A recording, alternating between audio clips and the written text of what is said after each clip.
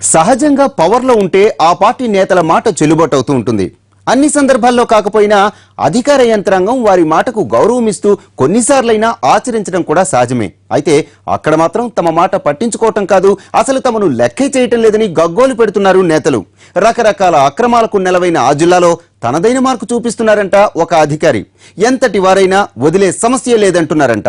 తాను స్ట్రిక్ట్ గా ఉండడంతో పాటు సిబ్బందిని కూడా అలర్ట్ చేస్తూ అక్రమార్కులకు నిద్ర లేకుండా చేస్తున్నారట. ఇంతకీ ఇంత తతంగం ఎక్కడ నడుస్తోందంటారా? మీరే చూడండి. నిజామాబాద్ జిల్లాలో ఇసుక మాఫియా అక్రమ రవాణాకు అడ్డు అదుపు లేకుండా పోయింది.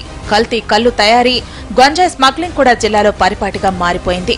ఆ క్రమంలో కొత్తగా వచ్చిన ఎస్పీ విశ్వప్రసాద్ ఇప్పుడిప్పుడే జిల్లా పరిస్థితులపై అవగాహనకు వస్తూ అలాంటి దందాలపై దృష్టి సారిస్తున్నట్లు కనిపిస్తున్నారు.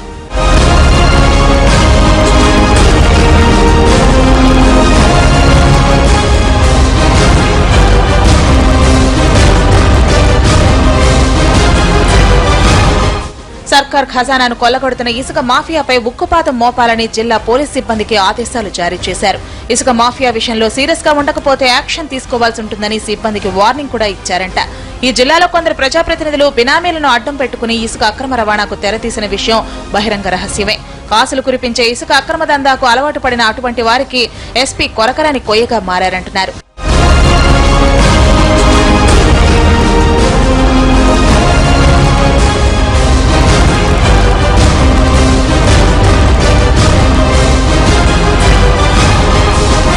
అక్రమంగా ఇసుకను తరలించే వాహనాలను అడ్డుకుంటూ కేసులు నమోదు చేయడం ఇటీవల కాలంలో జిల్లాలో ఎక్కువయ్యాయి. అలా పట్టుకున్న క్రమంలో ఆయా ప్రాంతంలో విధులు నిర్వహించే ఎస్ఐలకు ప్రజాప్రతినిధులు తీవ్ర ఒత్తిడి తెస్తున్నారంట.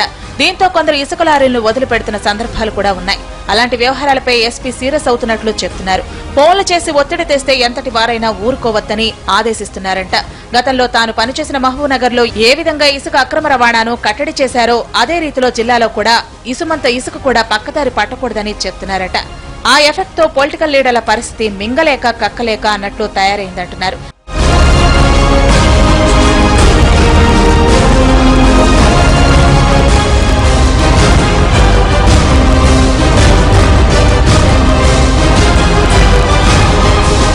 ఇక పోలీస్ స్టేషన్లో సివిల్ పంచాయతీలు పెడితే ఊరుకునేది లేదని ఆదేశాలు జారీ చేశారు ఎస్పీ.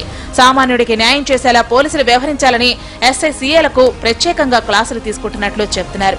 ఆ క్రమంలో సామాన్య జనం తన వద్దకు వచ్చి న్యాయం జరగడం లేదని ఫిర్యాదు చేస్తే సీరియస్ గా వ్యవహరిస్తున్నారంట పోలీస్ బాస్. దీంతో సీఐ ఎస్ఐ స్థాయి అధికారులు సైతం అప్రమత్తంగా ఉంటున్నట్లు కనిపిస్తున్నారు. జిల్లాలో ఎమ్మెల్యేలు వస్తే హడావుడి చేసే పోలీస్ అధికారుల లిస్టు కూడా తెప్పించుకుంటున్నారంట ఆయన.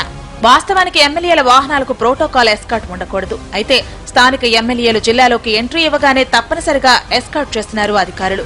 కొందరు ఎస్ఐ సీఐలు సదరు ప్రజాప్రతినిధులను ప్రసన్నం చేసుకోవడానికి ఓవర్ యాక్షన్ చేస్తున్నారన్న విమర్శలు ఉన్నాయి. ఆ విషయం ఎస్పీ దృష్టికి వెళ్లడంతో ఆయన సీరియస్ అయ్యారంట. ఉన్న ఫలంగా ఎస్ఐలు సీఐలతో మీటింగ్ ఏర్పాటు చేసి ఎమ్మెల్యేలకు ఎస్కాట్లు పెట్టొద్దని వార్నింగ్ కూడా ఇచ్చారంట. దానిపై కొందరు ప్రజాప్రతినిధులు సీరియస్ గా ఉన్నారని చెప్తున్నారు.